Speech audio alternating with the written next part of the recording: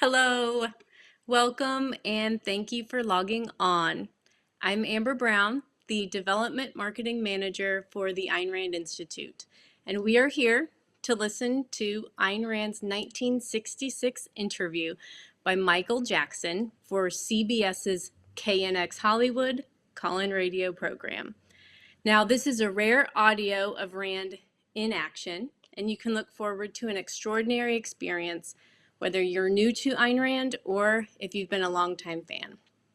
Now, if you're joining us for the first time, let me say a word about the Ayn Rand Institute.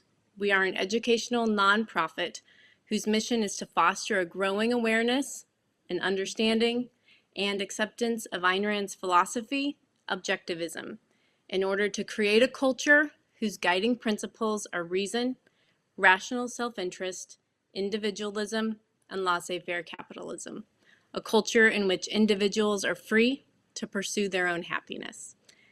Now today, I am joined by ARI archivist Brandon Lacey. And Brandon, thank you so much for being here today. If you're here Awesome. yet. Yeah. Thank you for that introduction, Amber. It's always an honor and a pleasure to get to hear Ayn Rand audio, especially audio as rare as this. Absolutely. And this interview helps support our mission by introducing people directly to Ayn Rand and her ideas. As a nonprofit, all of our activities are made possible by donations from our donors. So a very special thank you to our donors for making this program possible. Yeah, it goes without saying that none of the work we do in the Ayn Rand archives would be possible without the generous support of our donors. It takes a lot of work to bring audio like this to you here on YouTube. It is not an easy process. A lot of hours put into projects like this. So thank you so much for your support. Yeah, absolutely. So today we're going to listen to an interview of Rand on a call-in radio program, and she takes on challenging questions and a sometimes heated intellectual give and take. Now, I understand it's 1966. At the time of this interview, Ayn Rand is living in an apartment on East 34th Street, actually in New York City. And this is also the current office of the newsletter, The Objectivist. Can you tell me a bit more about where Ayn Rand is in her life and her career at this time? Yeah, absolutely. Well, Rand is at one of the most prolific moments in her career. So on any given day, if you tuned into the radio at this time, so this is in January of 1966, you would have heard perhaps one of Rand's broadcasts on the Columbia radio station, WKCR. You may have heard her on the Pacifica radio station, WBAI. Her Ford Hall Forum lectures were being re-aired on the radio frequently on the stations I mentioned. And it's also a very just busy time for her written works as well, not just in sort of in the public sphere out in the open, but also her written philosophy. So in July of 1966, she'll actually publish part 1 of Introduction to Objectivist Epistemology. And she'll also publish the first edition of Capitalism, the Unknown Ideal.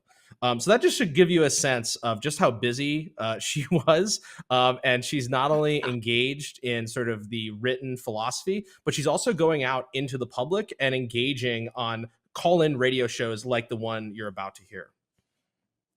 That's awesome. Now, she had so much going on, and she's interacting with so many different people, and all of these different people have varying degrees of knowledge about her ideas. For this particular interview, can you kind of set the scene for us about who is interviewing her and what the interview kind of looked like and felt like for her, what she's doing? Yeah, well, we should start off by saying, in case anyone's confused, this is the other Michael Jackson. This is Michael R. Jackson, Yes. as you mentioned, Amber. He was on CBS Radio, KNX. And he, in many of his obituaries, is referred to as a titan of talk radio. Now, certainly something like talk radio had been around since the 1930s, but he is somebody who I think it's fair to say is a real innovator in this field. He will go on to interview 5 American presidents. So that should just give you a sense of, his impact on the culture and his influence. Now, for Rand, this, as you know, this radio call-in show was on the West Coast. So at the time that she was calling in, the show would have started for her, if her data journal notebooks are to be believed, something like 10:30 to 11 p.m. at night, her time. And it would have gone to about 1 a.m. the following day for her. So that just gives you a sense of, you are hearing Ayn Rand sort of very late at night at her phone in her apartment, calling into this show over out on the West Coast. That is very good to know. Very late. I don't think my mind would work as crisply as Me we're neither. going to hers. Now we know, I mean, Ayn Rand is having several interviews, like she's meeting with people, professors around the country weekly. Um, how how did we know about this particular interview, and how did we know to come to know that it existed, I guess? Yeah, well, in a lot of cases, what we see online are people who record these interviews either through their radio, and the recordings sometimes circulate online. So in this case, there was a blog where this interview audio popped up. And interestingly, the audio is actually listed as 1967, so it's actually given the wrong date. And the way that we're able to correctly date this interview is by looking through Rand's actual week at a glance spiral notebooks, where she has like her sort of day planner, events that she was going to. So we can actually recreate, in a lot of cases, what Rand was doing on a given day or a given week, including this interview. In our case, we were able to acquire the rights to share this audio with you on our channel. So we'll be able to sort of provide further context and bring greater awareness to, I think, a piece of audio that not many people in this audience have likely heard before. Yes, that's pretty incredible. Now, this interview that took place via the telephone is nearly 60 years old. Are there any celebrities, or are there cultural figures, that today might cause us to wonder who they are, or how, certain questioners call in with questions regarding certain celebrities or cultural figures? Yeah, it's important to note first that you are actually hearing the second hour of their interview. We do not have the first hour to play for you today, but hopefully in the future. So, in the first hour, something that comes up that people may not be aware of was a figure named Dr. Albert Schweitzer. And then the second question that you get in the second hour, so the second question in the recording you're about to hear, someone who worked with Dr. Schweitzer calls in and takes issue with some of the things that Rand had said in the first hour. Now, just for a little bit of context, Albert Schweitzer, he was a physician and Lutheran minister who had won the Nobel Peace Prize, and he died in 1965. So right around the time of this interview, he had recently passed. In the aftermath of his death, there had been sort of this renewed question of, did he really deserve to win the Nobel Peace Prize for his humanitarian work? There were a lot of public figures calling that into question. And so Rand made a comment about that because of, Schweitzer's philosophical commitments. And there is a little bit of a back and forth there that you'll hear in the second question. So just, keep your, be aware of that when you hear it. And so I think one of the things that's important just to highlight here is that I had certainly not heard of Schweitzer when I first heard this interview and I was doing my research. So what I did was I went back into the archives and pulled out the actual newspaper clippings that Rand read for her own research, and other materials that she gathered on Schweitzer. So I was able to recreate the very sort of research notes and things that she had used to read about this actual topic. And you'll hear she references those clippings here in the interview. So it just goes to show you just the absolute depth of material that we have in the archives. When Rand saw a newspaper article that she really liked, she clipped it out, and we still have it in the archives to this day for us to benefit from. I see. Yes, that is incredibly valuable. That we have so much of her own, what she knew at any given moment about what was culturally going on, and what she found as relevant. And I mean, it is easy to look back and kind of with a broader context have a more understanding. So that's pretty incredible that we have her notes, her day planner, week by week. That's pretty incredible. Now, so we've kind of set the scene for this interview. What's going on in the wider world in 1966?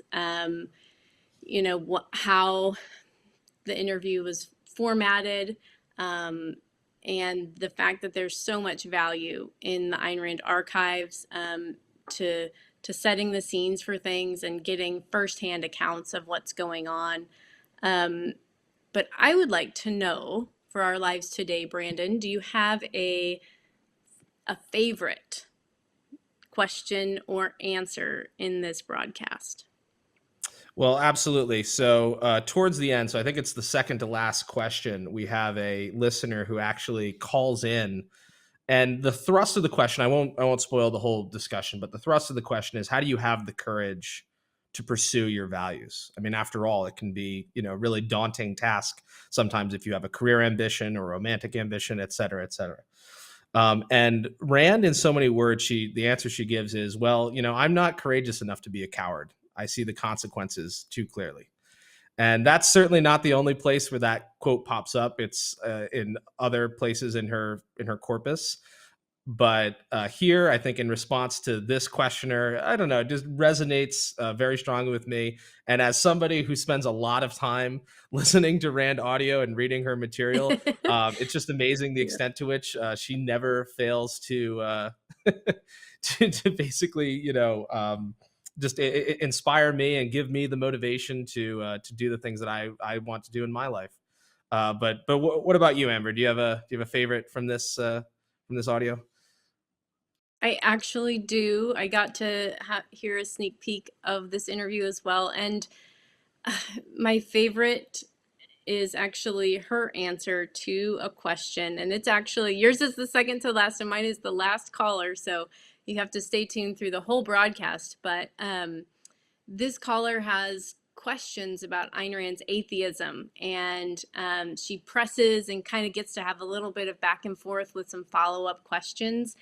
And I find Ayn Rand's answers are very interesting, and I think they really ring true for my own life and experience. So I hope other people in the audience can have that feeling as well. Thank you, Brandon, so much Thank you. for talking to me today. I am Well, excited to it get started. certainly goes without saying that we have a lot of audio in the archives that we would like to bring to your attention, but that is going to, I think, require your support. The kinds of things that we still have left to do to make Ayn Rand audio interviews, written material more accessible than they've ever been. Hope the people listening today that they'll want to join us in that vision and support the Ayn Rand archives. Yes, absolutely. Thank you so much. And now, in closing, before we get to this interview, I'd like to thank you all for tuning in. We're very excited to be able to share this interview. And I'd like to add that ARI is funded exclusively by individuals like you who value Ayn Rand's books and ideas, and supporting our work means bringing her ideas to more people, sharing interviews like this, and as Brandon said, being able to make public more of her work materials. So please help us by sharing this special event. You can like, comment, and subscribe to our YouTube channel. Now, if you're watching on YouTube currently, you can stay on this link and you'll be taken to the premiere of the Ayn Rand in Action interview. Thank you so much for listening. Have a good day.